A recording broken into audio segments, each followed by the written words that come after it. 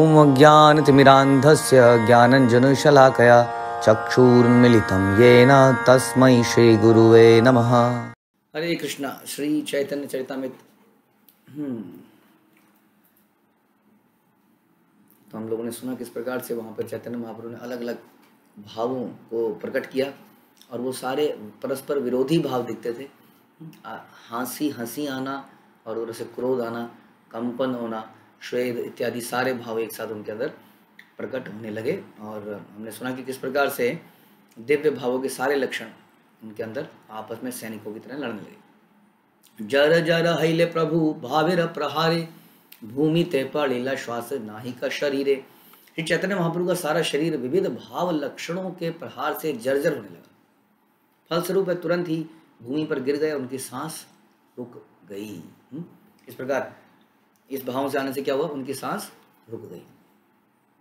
देखिया चिंतित हईला यत भक्त गण आचंबित उठे प्रभु करिया गर्जन। महाप्रभु की यह दशा देखकर सारे भक्त अत्यंत चिंतित हो उठे और तभी महाप्रभु सहसा उठ खड़े हुए और गर्जना करने लगे। तो एकदम से सब लोगों ने सोचा कि सांस रुक गई तो क्या करें, एकदम से और घबरा गए, परेशान हो गए। और तभी जो है एकदम से सहसा गर्जना करके एकदम से उठे। कैसे बोलते, हरी हरी हरी बोल, या बोलते रहो। बल बल बल नाचे आनंदे विहल भोजन या भाव तरंग प्रबल। महाप्रभु ने उठकर कहा कि बोलते रहो बोलते रहो। इस तरह में आनंद विभोर होकर नाचने लगे। कोई भी उनके इस भाव की प्रबल तरंगों को नहीं जान सका कि क्या कैसे भाव हैं, कैसी तरंगे हैं। तो एकदम से बोलते रहो। नित्यानंद संगे बुले प्रभु के धरिया आचार्य हरिदास बुले पाचेता नाचिया।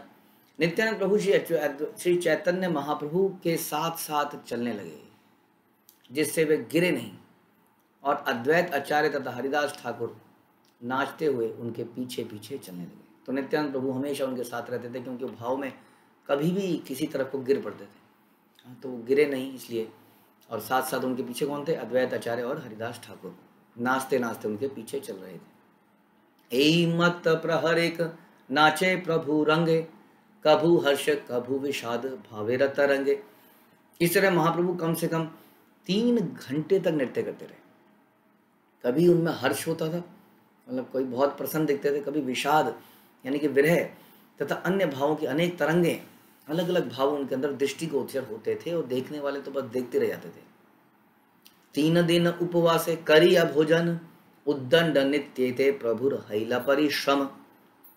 महाप्रभु 3 दिनों तक उपवास कर रहे थे और उसके बाद उन्होंने पर्याप्त भोजन किया। तो समझिए कि अभी तो उन्होंने, इसलिए भक्त लोग जब खाते हैं तो वो किस लिए खाते हैं, भक्तों की प्रसन्नता के लिए। भगवान भी किस लिए खाते हैं, भक्तों की प्रसन्नता के लिए। देखिए इतना उन्होंने एक साथ इतना खाया, उसके बाद 3 दिन तो कुछ खाया ही नहीं। इसका मतलब खाना पीना वाकई में आध्यात्मिक शरीर के अंदर यही खासियत है कि हम लोग खाते हैं, अगर एक दिन नहीं उपवास रख लेते हैं तो अगले दिन हमारी सारी एनर्जी चली जाती है। कई लोग कल जो है उत्सव में खा ही नहीं पाए तो आज उनको लो एनर्जी फील हो रही होगी। लेकिन जो आध्यात्मिक शरीर है उसका ये फायदा है। आध्यात्मिक शरीर में जब हम खाते हैं तो वो भी एक आध्यात्मिक कार्य होता है, नहीं खाते हैं तो नहीं खाते हैं। ऐसा नहीं कि शरीर जो है समाप्त हो जाएगा अगर हम नहीं खाएंगे तो। इस प्रकार से 3 दिन तक वो उपवास में ही रहे और उसके बाद उन्होंने पर्याप्त भोजन किया। अतएव जब वे नाचे और कूदे तो उन्हें थोड़ी थकान हो गई, या ऐसा दिखाया उन्हें कि थकान हो गई क्योंकि अब दूसरी लीला भी करनी थी। तो इस प्रकार से अलग अलग लीला, आध्यात्मिक शरीर में वास्तव में थकान नहीं होती है क्योंकि वो इस तरह से हमारी हड्डियों और इन चीज़ों से बना हुआ नहीं होता है। तो इसलिए उसमें कभी थकान महसूस हो ही नहीं सकती है। तबु तना जाने श्रम प्रेमाविष्ट हैया नित्यानंद महाप्रभु के राखिल धरिया। किंतु भगवत प्रेम में पूर्णतः मग्न होने के कारण महाप्रभु थकान का अनुभव ही नहीं कर रहे थे। फिर भी नित्यानंद प्रभु ने उन्हें पकड़ लिया और नाचने से रोका कि अब मत नाचिए, महाप्रभु बहुत हो गया है। ऐसे ही बहुत सारे भक्त इस तरह से हम सुनते हैं कैसे नाचते नाचते, इवन अभी भी हम देखते हैं इस्कॉन के कई भक्त जो है कंटिन्यूसली घंटों तक नाचते रहते हैं कीर्तनों में। तो इस प्रकार से जब भक्त बहुत ही भक्ति में डूब जाता है तो उसको शारीरिक चेतना से ऊपर चला जाता है। वास्तव में संसार में, जैसा कई बार बताया गया है, संसार में जितने भी दुख हैं वो हमारे सोचने के आधार पर है, या मन द्वारा मन द्वारा क्रिएटेड है। इवन बहुत सारे दुख तो हमारे जीवन में आध्यात्मिक हैं, मतलब कि मन, बुद्धि, अहंकार, मन के कारण उसके अलग अलग विचार होने के कारण, ईर्ष्या द्वेष के कारण बहुत सारे दुख हैं। मेजॉरिटी ऑफ द दुख तो इसी कारण से हैं। लेकिन उसके बाद इवन शारीरिक दुख जो है, शारीरिक दुख भी मानसिक चेतना से होते हैं, कैसा हम उस दुख को देखते हैं। बचपन में कई बार हमें कुछ बताते थे कुछ लोगों की कहानियाँ कि जब अटैक हुआ कहीं पर, इंडिया पाकिस्तान इस तरह से कई बार अटैक हुआ, तो कुछ सोल्जर्स ऐसे थे कि गोली लगी, उठ के रगड़ रगड़ के गए हॉस्पिटल, मतलब जो भी आर्मी हॉस्पिटल था उसमें गए, उन्होंने दिखाया कि गोली लगी है, उनका इलाज हुआ। और कई बार क्या होता है, कई व्यक्ति खून देखते ही उनको हार्ट अटैक आ जाता है। तो शरीर की वही दशा है, लेकिन हमारी मानसिकता कैसे है उस दुख के प्रति, उसके कारण भी हमें बहुत दुख होता है। ये असली यानी कि संसार के सारे दुख आप सोच सकते हैं कि केवल ये मन के सोचने पर है।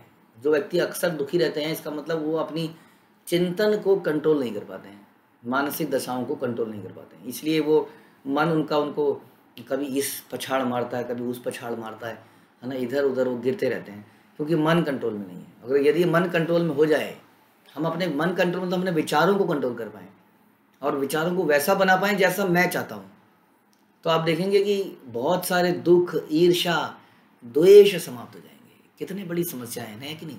आप खुद ही जानते हैं, जब किसी के प्रति मन में द्वेष आता है तो मन वास्तव में दुखी रहता है कि नहीं? बड़ा दुखी सा रहता है, समझ नहीं आता क्या करें, भारी भारी सा लगता है, ईर्ष्या है, द्वेष है।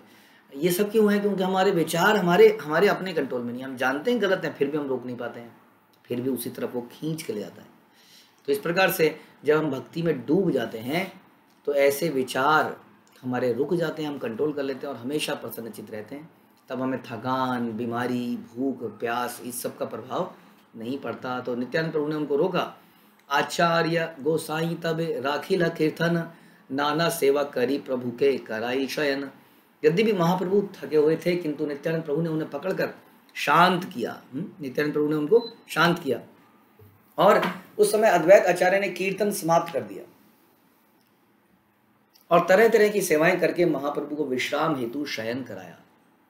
क्योंकि अगर वो कीर्तन समाप्त ना करते तो महाप्रभु फिर से चालू हो जाते। तो भक्त के जीवन में कभी भी भक्तिमय प्रोसेस समाप्त नहीं होता है। वो ही नहीं कहता चलो अब बहुत हो गया, अब थोड़ा आराम करें या परिवार के साथ थोड़ा इंजॉयमेंट करें, बहुत हो गया मंदिर, बहुत हो गया जप, बहुत हो गया बुक डिस्ट्रीब्यूशन, बहुत हो गया प्रसादम सेवा, चलो आप लौट चलें, घर चलें। तो भक्त कभी जीवन में ऐसा नहीं सोचता है, उसके जीवन में कभी अंत ही नहीं होता। एक सेवा अंत होती है, दूसरी सेवा चालू होती है। इसलिए यहाँ पर इसी तरह से आप देखेंगे चैतन्य लीला में बहुत कुछ ऐसा होता हुआ। जब श्रीवास ठाकुर के घर में रात भर कीर्तन करेंगे, दिन भर संकीर्तन करेंगे, रात भर फिर कीर्तन करेंगे। एई मत 10 दिन भोजन कीर्तन, एक रूप करी करे प्रभु रसेवन। अद्वैत आचार्य ने इस प्रकार लगातार 10 दिनों तक शाम के समय भोज और कीर्तन का आयोजन किया। शांतिपुर में 10 दिन तक लगातार उसी ऑपुलेंस के साथ वही खाना खिलाना हुआ, उसके बाद जबरदस्त कीर्तन हुआ और बिना किसी परिवर्तन के महाप्रभु इस तरह सेवा करते रहे। 10 दिन तक चलाए, यानी कि 10 दिन तक घंटों घंटों नाच हुआ। हाँ, प्रसाद बना। अब 10 दिन तक जो प्रसादम टीम होगी उनका क्या हलवा हुआ है। 10 दिन तक कंटिन्यूअसली बनाए जा रहे हैं, काट रहे हैं, बना रहे हैं, काट रहे हैं, बना रहे हैं, और ह्यूज क्वांटिटी, बहुत बड़ी संख्या में। और कितने लोग, जब चैतन्य माँ, आपने देखा कि पूरे दिन में न जाने कितने लोग आते थे, कोई गिनती नहीं थी उनको मिलने, कितने लोग आते होंगे। तो इस प्रकार से बिना किसी परिवर्तन के महाप्रभु सेवा में लगे रहे। 10 दिन तक ये चलता रहा। प्रभाते आचार्य रत्न दौलाया चढ़ाया, भक्त गण संगे आइला सची माता लाया। प्रातः काल चंद्रशेखर सची माता को उनके घर से पालकी में बिठाकर अन्य भक्तों समेत ले आए। तो चंद्रशेखर को भेजा था, आपको याद होगा कि पहले जाओ शांतिपुर में, ये सब बताओ लोगों को, उसके बाद वहाँ से नवदीप में जाओ, नवदीप में लोगों को बताओ और सची माता को लेके आओ। तो सची माता को पालकी में लाया गया। अब समय लगता है, उस समय की तरह ऐसा तो नहीं था जैसा आज है, तो समय लगा उनको लाने में। तो सची माता को उनके घर में पालकी में बिठा कर लाया गया। सची माता पहली बार मिलेंगे अपने पुत्र से संन्यास के बाद। नदिया नगर रे लोक स्त्री बालक वृद्ध, सब लोक आइला हैला संगठ समृद्ध। इस प्रकार नदिया नगर के सारे लोग, जिसमें स्त्रियां, बालक, वृद्ध सम्मिलित थे, वहां आए। तो उन्हें लगभग 10 दिन लग गए उनको वहां जाके, वहां से आने में। इस तरह वहाँ विशाल भीड़ एकत्रित हो गई। पहले से ही भीड़ थी वहाँ, तो शांतिपूर्ण, पता नहीं कहाँ कहाँ से लोग आ रहे थे। अब ये सारे नवदीप के भी आ गए जो तो पहले से ही भगवान से इतने प्रेमी थे। तो सारे कौन कौन, स्त्रियाँ, बालक, वृद्ध सभी आ गए। यानी कि स्कूल कॉलेज सब बंद कर दिए उन्होंने, सब वहाँ आ गए। प्रातः नित्य करी करे नाम संकीर्तन, सची माता लैया आइला अद्वैत भवन। प्रातःकाल शौच आदि दैनिक कृत्यों से निवृत्त होने के बाद जब महाप्रभु हरे कृष्ण महामंत्र का कीर्तन कर रहे थे, तभी सची माता के साथ लोग अद्वैत आचार्य के घर पर पहुंचे। तभी मॉर्निंग में ये वहां पहुंच गए। सची आगे पड़ीला प्रभु दंडवत हैया, कांदी तेला गीला सची कोले उठाइया। जो ही सची माता वहां पहुंची तो चैतन्य महाप्रभु उनके चरणों में दंड के समान गिर पड़े। सची माता महाप्रभु को गोद में लेकर रोने लगी। तो इस प्रकार से दिखा रहे हैं चैतन्य महाप्रभु के स्वयं भगवान हैं, सन्यासी भी हैं, लेकिन कैसे वो झुक रहे हैं, जबरदस्त एकदम से दंडवत होकर झुक रहे हैं। तो इस तरह से यही एक हमारे भक्त का एक गुण होना चाहिए कि वो किसी भी अवस्था में पहुंच जाए वो हमेशा झुकना याद रखे। और सची माता महाप्रभु को लेकर रोने लगी। दोहार दर्शने दुई दुहे हईला विभल, केश ना देखिया सची हईला विकल। एक दूसरे को देखकर दोनों विवल उठे। महाप्रभु के सिर को केश विहीन देखकर सची माता अत्यंत विशुद्ध हो उठी। सुंदर केश थे उनके सर के ऊपर, बहुत ही सुंदर उनका रूप था। हालांकि संन्यास के बाद भी उनका रूप और ज़्यादा सुंदर लग रहा था, लेकिन एक नेचुरल अफेक्शन थी मदर की। मदर हमेशा ये सोचती है कि मेरा बेटा कमज़ोर है, कैसे रह रहा होगा, कैसा कष्ट भोग रहा होगा, संन्यास आश्रम में कैसे बिता रहा है। तो ये देख के उनको बड़ा दुख हुआ।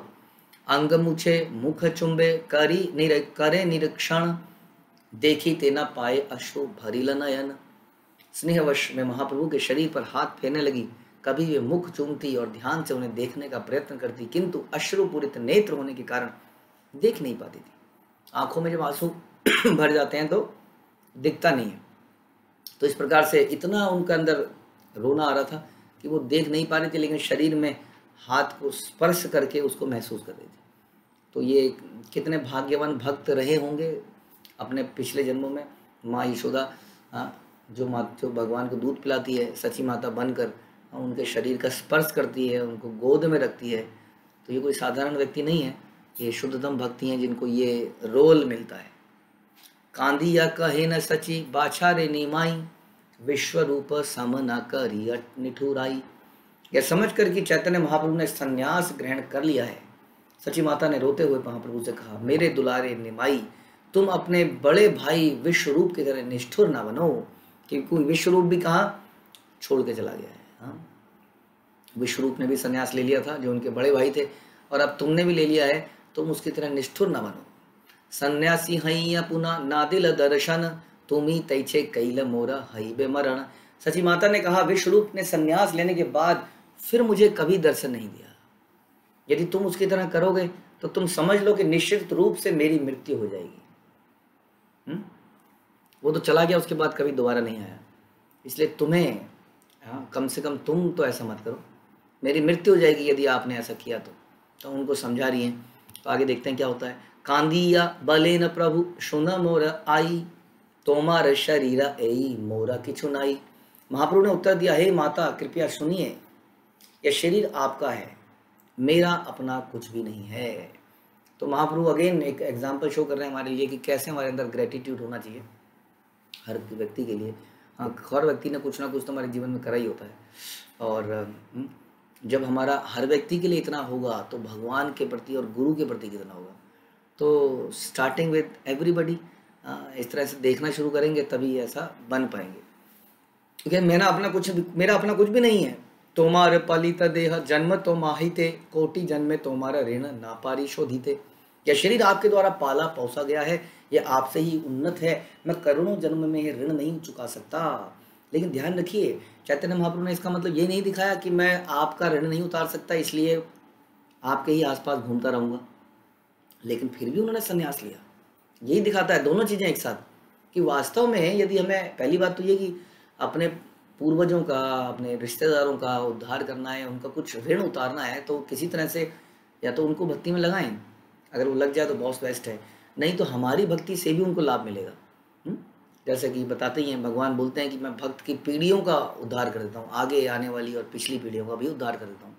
तो इस प्रकार से ही उनका असली उद्धार होगा। उनके सामने घूमते रहने से कोई लाभ नहीं होगा, केवल ममता ही बढ़ेगी और कुछ नहीं होगा। तो इस तरह से चैतन्य महाप्रभु ने ग्रेटिट्यूड भी दिखाया, आज्ञाकारिता भी दिखाई, रिस्पेक्ट भी दिखाई, हाँ इतना कुछ बोला भी, लेकिन साथ ही में अपने आध्यात्मिक जीवन का अंत नहीं किया।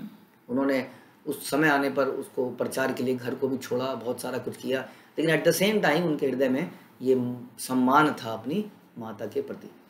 तो मैं करोड़ों जन्मों में ये ऋण नहीं चुका सकता, जानी व न जानी कैला यद्यपि संन्यास, तथापि तो मारे कबू नाही बहु उदास। जाने अनजाने में मैंने संन्यास स्वीकार किया है, फिर भी मैं आपसे कभी विमुख नहीं होऊंगा। हाँ, संन्यास तो मैंने लिया है, लेकिन कभी आपसे विमुख नहीं। ये मत सोचना कि मैं आपसे विमुख हो जाऊंगा। हाँ? इसका मतलब यही है जो हम अक्सर बताते हैं कि जो कोई आध्यात्मिक ड्यूटीज हम एक्सेप्ट करते हैं, इसका मतलब ये नहीं है कि हम भौतिक चीज़ों से मुंह फेर लेते हैं। हम उन भौतिक वस्तुओं को भी कृष्ण की सेवा में लगाने का प्रयास करते हैं, हम उनसे घृणा नहीं करते कभी भी। तो इस तरह से अपने किसी भी व्यक्ति से घृणा नहीं करते, हर व्यक्ति को भगवान की सेवा में लगाने का प्रयास करते हैं।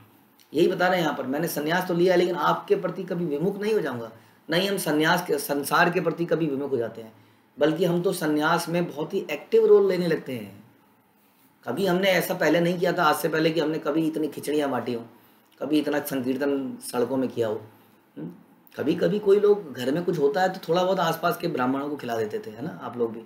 लेकिन कभी आप लोगों ने अपनी सैलरी का दान दिया हो नित्य हर महीने, हाँ, ऐसे खिचड़ियाँ बांटी हो, ये सब किया हो, तो वास्तव में हम लोग समाज के प्रति विमुख नहीं है, हम तो और ज़्यादा जागरूक हो जाते हैं भक्ति में आने के बाद। तो वही बता रहे हैं कि कभी आपसे विमुख नहीं होऊंगा। तुम्ही यहाँ कहामी तहाड़ी रहीब, तुम्ही यही आज्ञा कर सही तक करीबा। हे माता, आप मुझे जहाँ भी रहने के लिए कहेंगी मैं वहीं रहूँगा, और आप जो आज्ञा देंगी मैं उसका पालन करूँगा। लेकिन ये संन्यास लेने के बाद कह रहे हैं। तो इसका मतलब क्या हुआ कि मैं दोनों चीज़ों को किसी तरह से कंबाइन करूँगा। क्या क्या, कि मैं तो आपके साथ आपकी आज्ञा का भी पालन करूँगा, लेकिन एक आध्यात्मिक मेरा धर्म है उसका भी पालन करूँगा। तो मैं कोशिश करूँगा कैसे दोनों चीज़ें एक साथ हो सके। और यही हमें श्रील प्रभुपाद ने सिखाया कि कैसे हम गृहस्थ आश्रम में रहते हुए अपने गृहस्थ आश्रम की ड्यूटीज़ को भी पूरा करें, आध्यात्मिक ड्यूटीज़ को भी पूरा करें, बल्कि ऐसा करें कि दोनों ही एक हो जाएं। इस तरह से जीवन बिताएं कि दोनों काम हो जाए। तो यही उन्होंने कहा कि मैं उसका भी पालन करूँगा। एत बलि पुनः पुनः करे नमस्कार, तुष्ट हैया आई कोले करे बार बार। यह कहकर महाप्रभु ने अपनी माता को बारंबार प्रणाम किया। सची माता ने भी उनसे प्रसन्न होकर उन्हें बारंबार अपनी गोद में लिया। तबे आई लैया आचार्य गेला अभ्यंतर, भक्त गण मिलिते प्रभु हैला सत्वर। तत्पश्चात उसके बाद अद्वैत आचार्य सची माता को घर के भीतर ले गए। महाप्रभु तुरंत ही सारे भक्तों से मिलने के लिए तैयार हो गए। तो नवदीप से जो भक्त आए थे वो सब अब चैतन्य महाप्रभु से मिले। और माता सची माता को अंदर ले गए। क्यों अंदर ले गए? क्योंकि अब उन्होंने प्रसाद बनाना था। एके एके मिलिल प्रभु सब भक्त गण, सवार मुख देखी करे दृढ़ आलिंगन। महाप्रभु एक एक करके सारे भक्तों से मिले और हर एक के मुख को देखकर उन्होंने उसका दृढ़ता पूर्वक आनंद आलिंगन किया, क्योंकि वो मृत प्राय हो गए थे। हाँ, बस वो मृत्यु को ही प्राप्त हो रहे थे ऑलमोस्ट। तो एक एक को देखकर उन्होंने दृढ़ता पूर्वक आलिंगन किया, जिससे उनके प्राण बचे रहेंगे। अब भगवान से जो दूरी महसूस कर रहे थे, कि अचानक से भगवान चले, बिना किसी को बताए चले गए थे। एक अचानक से रात्रि को दिन मॉर्निंग में आए उनके घर में, और महाप्रभु जा चुके हैं, संन्यास ले चुके हैं। केश ना देखिया, हाँ, अभी तक सबने बालों में देखा था, और सुंदर बालों में। भगवान है, केशव उनका नाम है। केश ना देखिया भक्त यद्यपि पाए दुख, सौंदर्य देखीते तबु पाए महासुख। यद्यपि भक्तगण महाप्रभु के बालों को ना देखकर दुखी थे, और दुखी इसलिए नहीं थे कि कैसे बदसूरत लग रहे हैं। केश कटा के तो अच्छे ही लगते हैं वैसे लोग, लेकिन ये लगता है कि अरे हमारा बच्चा कितनी बड़ी समस्या में है। वास्तव में ऐसा होता है। एक घटना में पता लगी कि विदेश में एक बार एक बहुत बड़े घर का बच्चा जो है मंदिर में आ गया। तो मंदिर उसने ज्वाइन कर लिया, बाल कटा लिए, गिर हुए वस्त्र पहन लिए, ब्रह्मचारी बन गया। तो उसके जो है घर में बड़ा हल्ला मचा, ऐसा कैसे हो गया, ये कर लिया, वो कर लिया। तो उन्होंने भाई को भेजा, उनके बड़े भाई को, तो जाओ तुम देख के आओ। तो आए और श्रील प्रभुपाद के उस आश्रम में वहाँ रुके जहाँ उनका भाई था, तो देखें कि चल क्या रहा है। तो कुछ दिन वहाँ रुका भाई, उसको इतना अच्छा लगा कि उसने भी ज्वाइन कर लिया। हाँ, उसने भी बाल बाल कटा लिए, वो भी वहीं। अब जो मम्मी पापा के जो क्रोध आया, हाँ, वो गई, उनकी माँ आई और सीधा प्रभुपाद से मिली और प्रभुपाद से बात करी, और जब उसने बात करी और देखा तो उसको कन्विंस हो गया। उसने कहा नहीं नहीं, मेरे बच्चे सही सही जगह पे हैं। तो फिर वो चले गए देख के कि हाँ सही है। तो ऐसा लगता है कि अरे ये क्या हो गया, क्या हो गया बेचारा, भरी जवानी में क्या कर लिया इसने, सब कुछ खाना पीना छोड़ दिया, बाल कटा लिए, चोटी रख ली, अरे बेचारा सारे सुखों से दूर हो गया।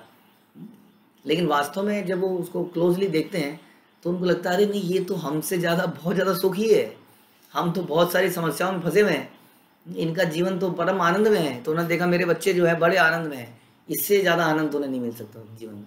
तो बड़े प्रसन्न हुए। ऐसी बहुत सारी माँ बाप की कहानी, एक नहीं है, आज भी ऐसा होता रहता है अक्सर। तो एकदम से देख के लगता है, तो वो उनको देख के दुखी थे कि महाप्रभु इतना पेन ले रहे हैं, फिर भी उनके सौंदर्य को देख के परम सुख थे। उस जो मुंडन करा के जो सौंदर्य था वो भी इतना सुंदर था कि उसको देख के एकदम से सुख प्राप्त करने लगे। श्रीवास रामाई विद्या निधि गदाधर, गंगादास वक्रेश्वर मुरारी शुक्लांबर, बुद्धिमंत खान नंदन श्रीधर विजय, वासुदेव दामोदर मुकुंद संजय, कत नाम लैबयत नवदीप वासी, साबारे में लीला प्रभु कृपा दृष्टि हासी।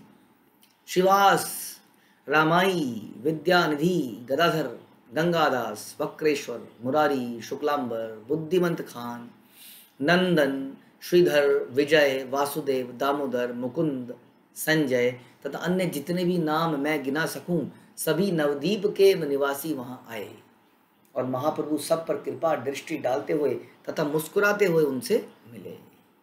आनंदे नाचे सबे बलि हरि हरि, आचार्य मंदिर हैला श्री वैकुंठपुरी। हर कोई पवित्र हरिनाम का कीर्तन करते हुए नाच रहा था। हमारे सुख उत्सव बनाने का तरीका यही है। हमारे उत्सव में भगवान का प्रसाद, भगवान की लीलाएं, भगवान का नाम यही होता है। इस तरह अद्वैत आचार्य का निवास स्थान श्री वैकुंठपुरी में बदल गया।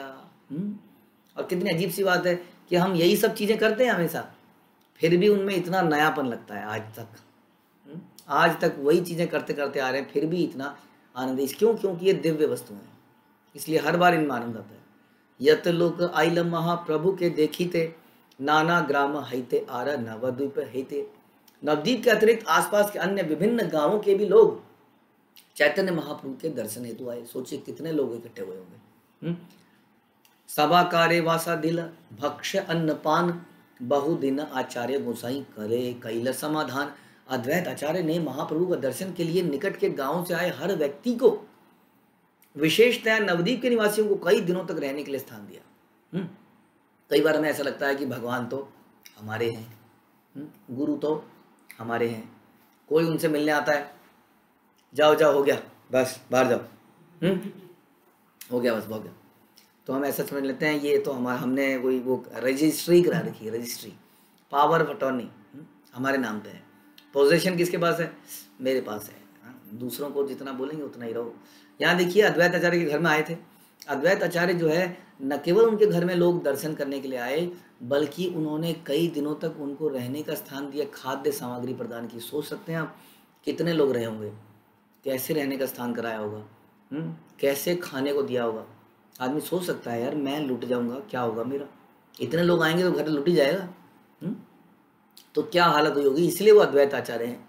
अब आप ये बोल सकते हैं कि वो तो अद्वैत आचार्य हैं, हाँ, लेकिन अद्वैत आचार्य की कृपा तो उसी पे होगी जो ऐसा करने का प्रयास करेगा, जिसके अंदर भक्तों की सेवा करने का इतना प्रभाव, इतना इच्छा होगी उसके हृदय में, तभी उनको आचार्यों की कृपा मिलेगी। ध्यान रखिए, केवल जप करने से सेटिस्फाई हो जाएगा आदमी तो काम नहीं चलेगा। वैष्णव सेवा परम सिद्धि कहते हैं ना। तो यहाँ पर वैष्णव की सेवा के लिए उन्होंने अपना घर, अब घर इतना बड़ा तो नहीं होगा, किसी तरह से खेतों में कहीं कहीं कुछ अरेंजमेंट करे होंगे। खाने की सामग्री उनके घर में तो इतनी हो नहीं सकती है, कहीं कहीं से कुछ लाए होंगे, कुछ किया होगा। तो सभी के लिए रहने का स्थान की व्यवस्था करी, खाद्य सामग्री व्यवस्था करी। ये नहीं बोला हो गया चलो अपने अपने घर जाओ। उन्होंने हर बात को का अच्छी तरह से प्रबंध किया, हर चीज़ का अच्छी तरह से प्रबंध किया। ये भी नहीं सोचा कि अरे मेरे से मिलने आए थे, अब मेरे से तो मिल ही नहीं पा रहे हैं, कभी उससे मिल रहे हैं, कभी उससे मिल रहे हैं, मैं तो बैठा रह गया, मेरा घर, मेरा स्थान, मेरा खाना, सब कुछ मेरा, दर्शन करें ये लोग, तो मैं तो ऐसे ही लग गया पकड़, मुझे क्या फ़ायदा हुआ। हाँ, यही मानसिकता हमें आगे नहीं बढ़ने देती। यही तो मैंने बताया था कि संसार में सारे दुख मन से क्रिएटेड हैं। ये विचारों को हम क्योंकि कंट्रोल नहीं करवाते ना, दिन रात बोलते हैं वैष्णव सेवा, हाँ ये कितना बड़ी बात है, वैष्णव को प्रसन्न करने से भगवान प्रसन्न होते हैं, लेकिन हम तो डायरेक्ट ही हर चीज़ में डायरेक्ट ही चाहते हैं। हमारा नेचर बचपन से ही रहा है, हाँ डायरेक्ट हेडमास्टर से कनेक्शन बन जाए, कॉलेज के प्रिंसिपल से कनेक्शन बन जाए, बहुत बड़े नेता से कनेक्शन बन जाए, इस्कॉन के बड़े से बड़े लीडर जैसे जैसे मिलते जाएं हम उनको पकड़ते जाएं, और ऊपर का व्यक्ति मिले उसको पकड़ लो, अब और व्यक्ति का मिल गया, अब जीबीसी मिल गया, अब ऊपर चले गए। तो हमारी इच्छा हमेशा ये रहती है कि ऐसे ऊपर ऊपर पकड़ते जाएं, इसलिए हमारे दिल में हमेशा कुछ हलचल रहती है, संतुष्टि कभी प्राप्त नहीं होती है। तो हमें ध्यान रखना पड़ेगा कि वैष्णव की सेवा हम अक्सर बोलते हैं, तो अद्वैत आचार्य जो कि स्वयं महाविष्णु सदाशिव के अवतार हैं, वो कह सकते थे कि भगवान पर मेरा अधिकार है, और भगवान का समय मांग भी सकते थे। उन्हीं के कहने पर चैतन्य महाप्रभु ने अवतार लिया, उन्हीं के कहने पर, लेकिन उन्होंने ही भगवान को सबको बांट दिया, सबको दे दिया। आचार्य गोसाई भंडार अक्षय अव्यय यत द्रव्य व्यय करे तत द्रव्य हय। अद्वैत आचार्य का भंडार अक्षय और अटूट हो गया, यानी कि जितना उन्होंने बांटा कहीं ना कहीं से आता गया, और यही होता है वास्तव में। भगवान इसी तरह से प्रदान करते हैं, जैसे श्रील प्रभुपाद ने बोला कि कोई भूखा नहीं रहना चाहिए आसपास। तो इतना प्रचार हमने खुद देखा है, जैसे जैसे हम लोग खिचड़ी या प्रसाद बांटने का प्रयास करते हैं, और से ज़्यादा और कहीं ना कहीं से आता जाता है, कम नहीं होता है, हमारे पास बांटने की कैपेसिटी कम हो जाती है। वे जितना भी सामग्री का उपयोग करते उतनी सामग्री फिर से प्रकट हो आती। इसलिए हमें भी ऐसे दिल खोल के करने का प्रयास करना चाहिए, क्योंकि वैसे भी हम अल्टीमेटली एक दिन चले जाएंगे और सब कुछ यहीं पे रह जाएगा, सब समाप्त हो जाएगा। इससे पहले कि इसका दुरुपयोग हो, हम क्या सोचते हैं, मेरे बाद मेरी संतानें इसका भोग करें। बस एक तो हमने कमाया, उसको उस कमाने में हम न जाने कितने पाप हुए, पूरे जीवन में हमने उसको कमा के कहीं ना कहीं कुछ ना कुछ किया ना, अब उसको जो इकट्ठा किया उसको हमने रख दिया इस तरीके से।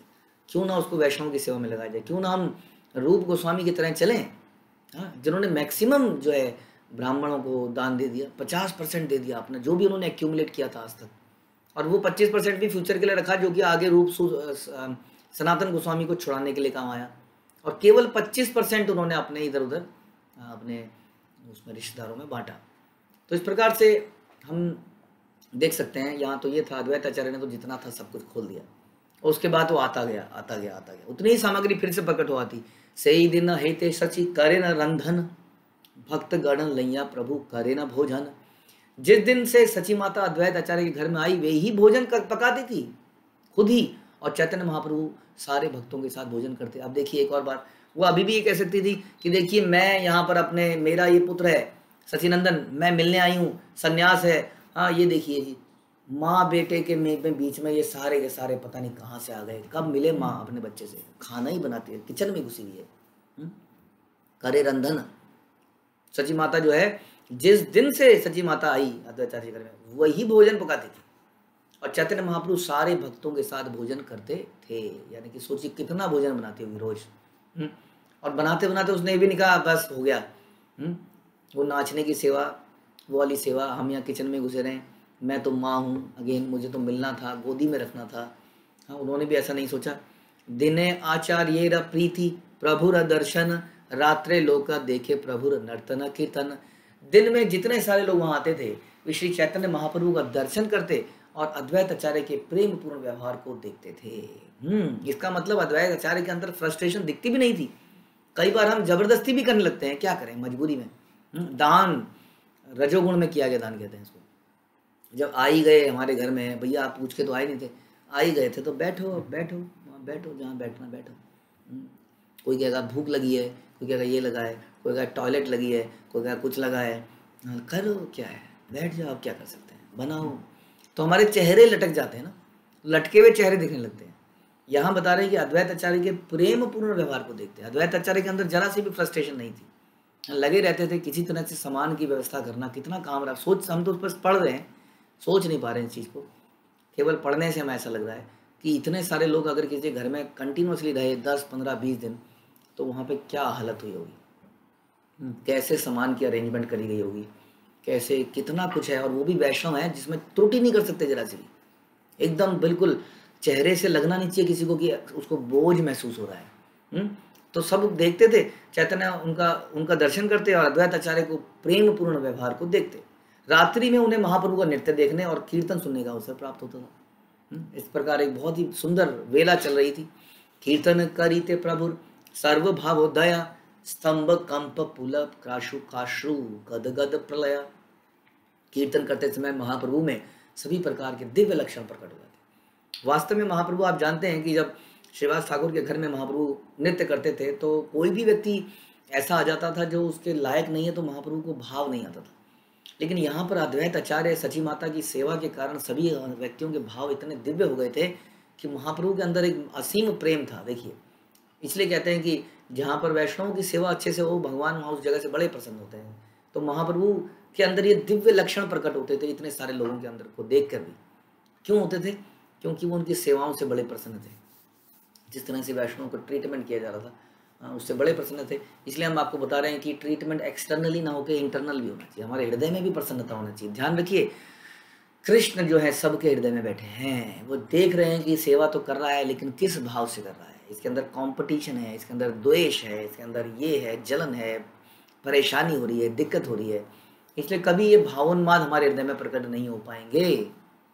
हम सब कुछ कर देंगे, क्योंकि आजकल की डेट में करने का भी बड़ा वो है प्रचलन। आप देखते ही हैं शादियों में, ब्याहों में, इधर उधर कितना कुछ दिया जाता है, लेकिन वास्तव में उसके पीछे भाव जो है मिसिंग है। वो दिया जाता है इस तरह से, कई गृहिणियाँ या कई पुरुष बड़े पक्के होते हैं इस तरह से करने कराने में, लेकिन उससे ज़्यादा इम्पोर्टेंट क्या है? उससे ज़्यादा इम्पोर्टेंट है हम किस भाव से कर रहे हैं। तो उस भाव का यहाँ पर प्रेम था, सेवा थी। इसलिए चैतन्य महाप्रभु के हृदय में दिव्य लक्षण प्रकट हो जाते थे और इस तरह का कीर्तन और नाच करते थे। वे स्तंभित एवं कंपित लगते थे, उन्हें रोमांच हो जाता था और उनकी वाणी अवरुद्ध हो जाती थी। आंसुओं के साथ प्रलय प्रकट हो जाती थी। भक्ति रसामृत सिंधु में प्रलय को सुख, तात्पर्य श्रील प्रभुपाद द्वारा, श्रील प्रभुपाद की जय। भक्ति रसामृत सिंधु में प्रलय को सुख और दुख का ऐसा मेल बताया है जो सभी इंद्रियों के जड़ हो जाने का प्रकट होता है। तो ये प्रलय, इसको भाव को प्रलय बोला गया है यहाँ पर। एक तरह से बहुत बड़ा है ना, बहुत बड़ी कोई समस्या नहीं, एक भाव जिसमें कि क्या हो रहा है, एक साथ आंसुओं के साथ प्रलय प्रकट हो रही है। ऐसी दशा में भक्त भूमि पर गिर पड़ता है और शरीर के अन्य लक्षण प्रकट होते हैं। ये लक्षण ऊपर वर्णित हैं और जब शरीर में इसकी प्रधानता होती है तो प्रलय अवस्था प्रकट होती है।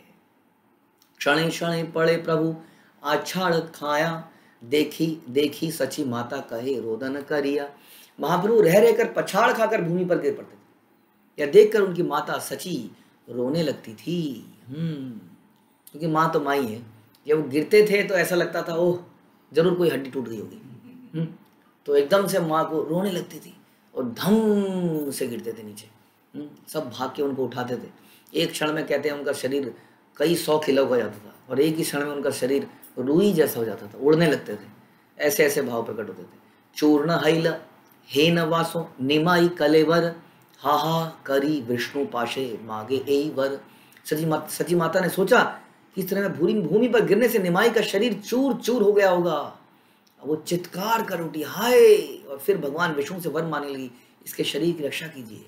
विष्णु से ही विष्णु के लिए वर मांगने लगी। बाल्यकाल हेते तोमार ये केलू सेवन, तार एई फल मोरे देह नारायण। हे प्रभु, मैंने आपने बचपन से लेकर आज तक की आपकी जो भी सेवा की है उसके बदले में कृपा करके मुझे यह वर दें। भगवान से मांग रही है क्या?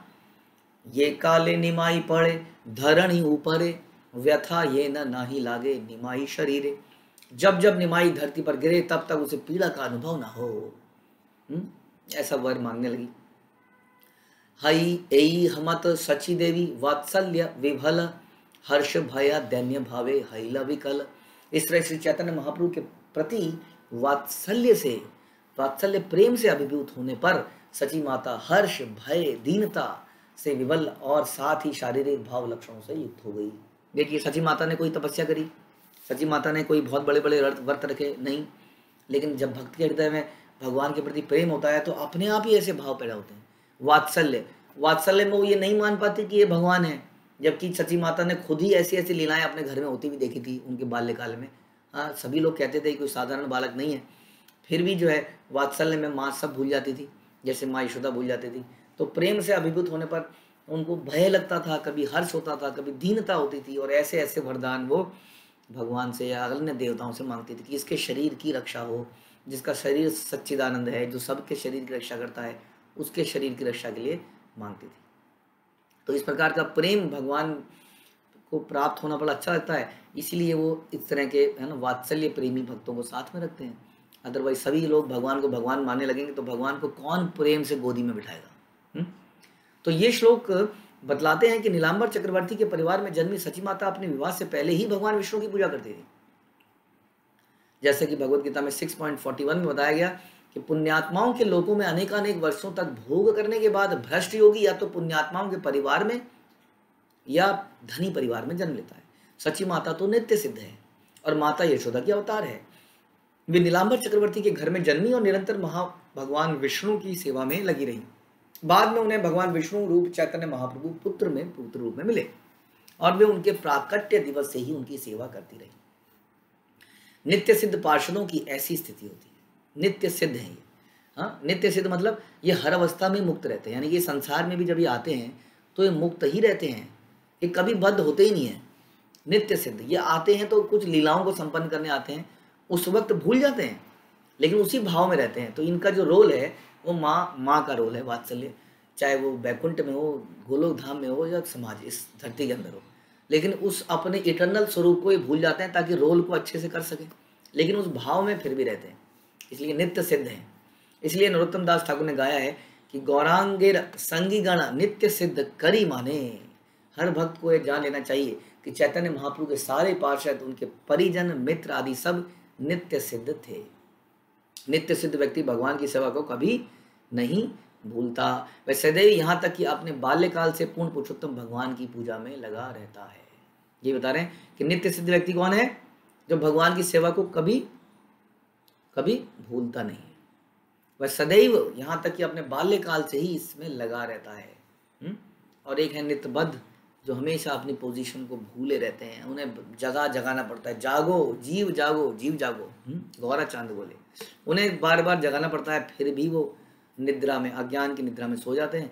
लेकिन नित्य सिद्ध हमेशा अपनी पोजीशन में बनाए रहते हैं और उसमें भगवान की सेवा करते रहते हैं, उसमें आनंद प्राप्त करते हैं। तो हमने देखा किस प्रकार से भक्तों की अहेतुकी और क्या कहते अप्रतिहता सेवा से चैतन्य महाप्रभु इतने प्रसन्न हुए कि वहाँ पर कई दिनों तक रहे, नाचते रहे, गाते रहे, सब लोग एक दूसरे की सेवा करते रहे, किसी ने किसी का कुछ बुरा नहीं माना, क्योंकि सब तो एक्सटेसी में थे।